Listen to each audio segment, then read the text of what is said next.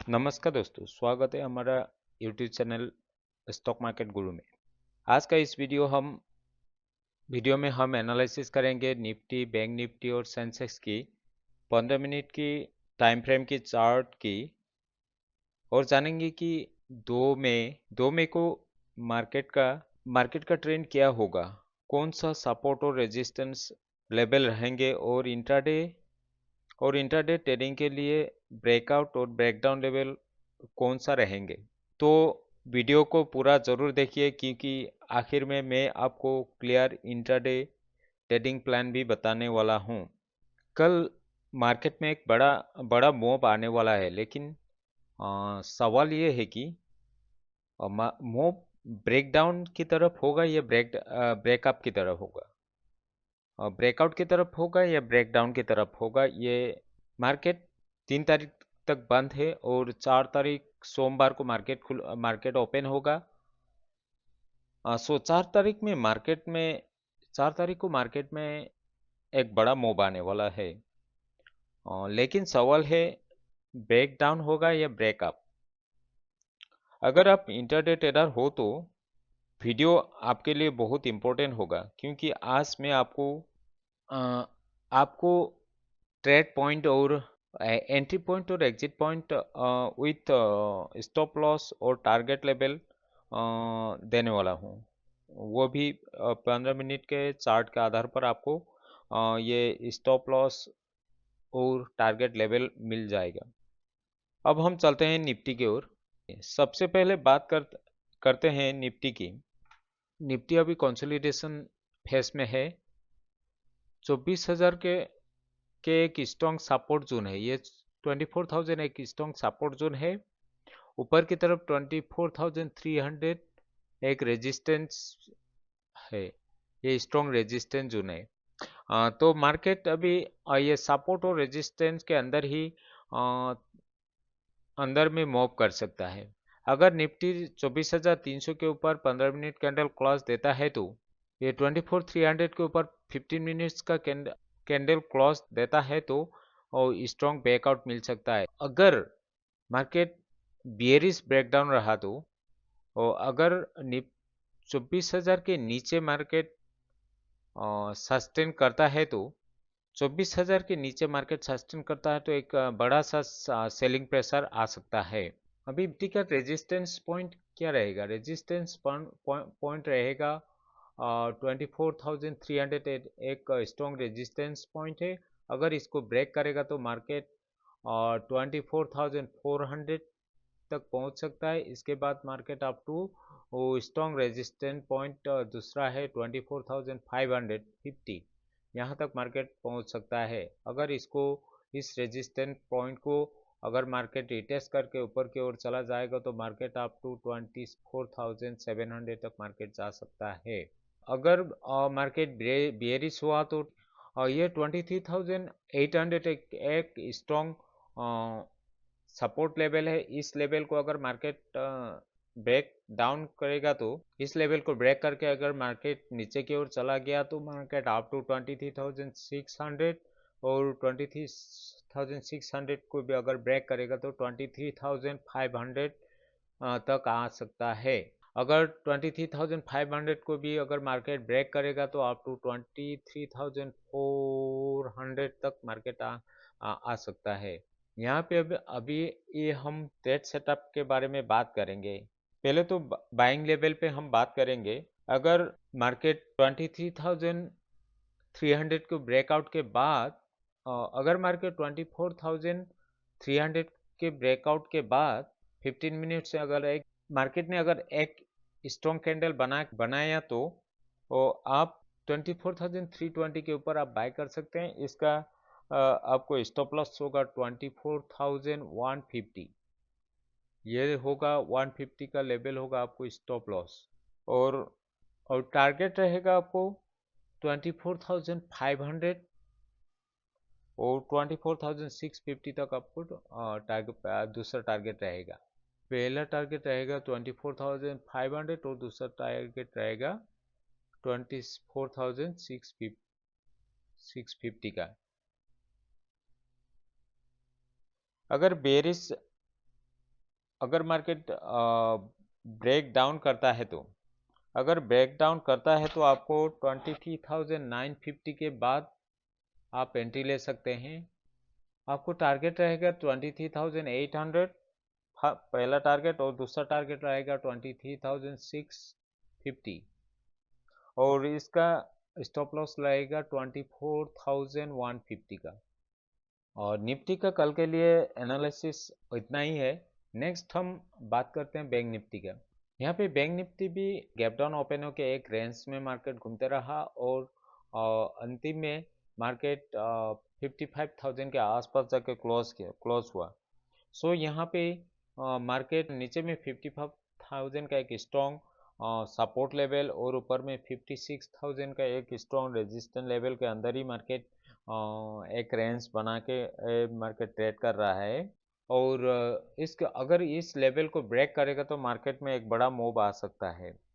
यहाँ पे bank Nifty में अगर मार्केट मार्केट ब्रेकआउट देगा तो पहला रेजिस्टेंस होगा 55,400, और उसका इसको अगर ब्रेक करेगा तो मार्केट अप टू 55,800 तक मार्केट पहुंच सकता है। अगर 55,800 को भी मार्केट अगर ब्रेक करेगा तो मार्केट अप टू 56,000 तक मार्केट जा सकता है। अगर मार्केट ब्रेक डाउन करेगा तो मार्केट पहला सपोर्ट लेवल 54,500 को अगर मार्केट ब्रेक करेगा तो मार्केट अप टू 54,300 तक आ सकता है। 54,300 को भी अगर ब्रेक करेगा तो अप टू 54,100, और उसके बाद 53,800 तक मार्केट आ सकता है। ट्रेड सेटअप के बारे में बात करेंगे। अगर मार्केट ब्रेकआउट कर गया तो 57,050 के ऊपर एक 15 मिनट में एक ग्रीन कैंडल अगर मार्केट ने बनाया तो 57,050 के बाद एंट्री ले सकते हैं, और इसका टारगेट होगा 57,450 आपको टारगेट रहेगा पहला टारगेट, और 55,950 दूसरा टारगेट रहेगा। और 55,950 को भी अगर क्रॉस कर गया तो मार्केट 56,200 तक मार्केट पहुंच सकता है। अगर इसको भी ब्रेक कर गया तो मार्केट 56,500 तक मार्केट जा सकता है, और इसका आपको स्टॉप लॉस होगा 55,050। अगर मार्केट ने ब्रेक डाउन कर दिया तो मार्केट ने अगर ब्रेक डाउन कर गया तो सेल ट्रेड बनेगा 54,800 के नीचे आपका एंट्री पॉइंट बनेगा, और इसका टारगेट होगा 54,400 पहला टारगेट। अगर इसको भी ब्रेक करेगा तो मार्केट 54,100 तक मार्केट तो आपको दूसरा टारगेट रहेगा। 54,100 को अगर क्रॉस कर गया 100 को भी अगर ब्रेक डाउन कर गया तो मार्केट 53,800 तक मार्केट आ सकता है। और 53,800 को भी अगर मार्केट ने ब्रेक कर दिया तो आपका लास्ट टारगेट रहेगा 53,600 का। ये था बैंक निफ्टी का ट्रेड सेटअप। अभी चलते हैं हम सेंसेक्स की ओर। अभी सेंसेक्स में हम 15 मिनट्स का चार्ट पे देखते हैं। बैंक निफ्टी की तरह ही सेंसेक्स भी सिमिलर पैटर्न फॉलो कर रहा है। यहाँ पे मार्केट 76,000 से लेकर 78,000 तक एक रेंज बनाया हुआ है, जो कि 77,000 एक स्ट्रॉन्ग सपोर्ट लेवल है, और 77,000 78,000 एक स्ट्रॉन्ग रेजिस्टेंस लेवल है। इस रेंज से मार्केट बाहर ब्रेकआउट व ब्रेकडाउन किया तो मार्केट में बड़ी मूव आने वाली है। सेंसेक्स में यहाँ पे आपको सपोर्ट और रेजिस्टेंस पॉइंट कौन सा रहेगा देखते हैं। आज मार्केट क्लोज हुआ है 76,900 के आसपास। अगर मार्केट गैप अप ओपन होके 77,700 को और 77,350 को अगर ब्रेक करेगा तो मार्केट अप टू 77,800 तक मार्केट पहुंच सकता है। अगर 77,800 को मार्केट क्रॉस कर ब्रेकआउट कर दिया तो मार्केट अप टू 78,300 तक का एक सेकेंड दूसरा रेजिस्टेंस होगा, और इसके बाद 78,900 थर्ड रेजिस्टेंस, मार्केट में थर्ड रेजिस्टेंस ले सकता है। अगर मार्केट ब्रेकडाउन कर गया तो वो पहला इमीडिएट सपोर्ट रहेगा 76,200 का। अगर इसको ब्रेक कर गया तो मार्केट 75,800 तक पहुंच सकता है। अगर 75,800 भी मार्केट क्रॉस कर गया तो 75,300 तक मार्केट आ सकता है। देखते हैं इसका ट्रेड सेटअप क्या होगा।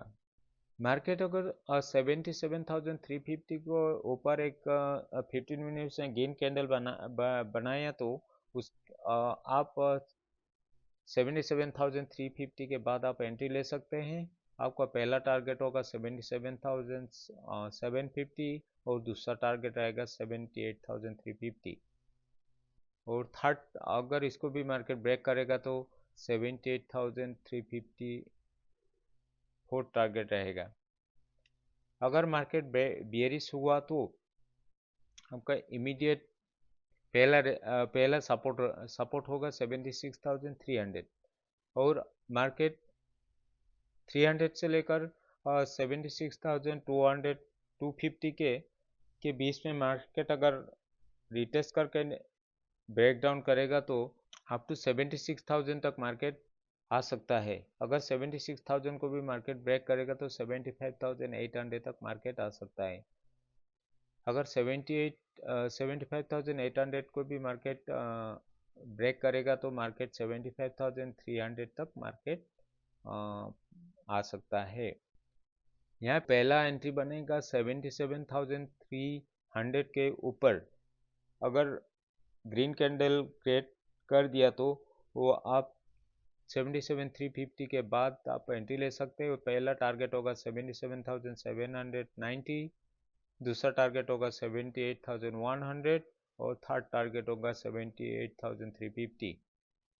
अगर मार्केट बेयरिश हो गया तो वो आप 76,350 के नीचे बाय कर सकते हैं। आपका पहला टारगेट होगा 76,200 और दूसरा टारगेट होगा 76,000, और 76,000 को अगर मार्केट रिटेस्ट करके नीचे इसको भी ब्रेक डाउन कर गया तो मार्केट 75,800 तक आ सकता है। 75,800 के को भी अगर मार्केट ब्रेक डाउन करेगा तो अप टू 75,300 तक मार्केट आ सकता है। आज के लिए एनालिसिस इतना ही है। अब बात कर यहाँ पे आप एक बात जरूर ध्यान रखिएगा, जब भी आप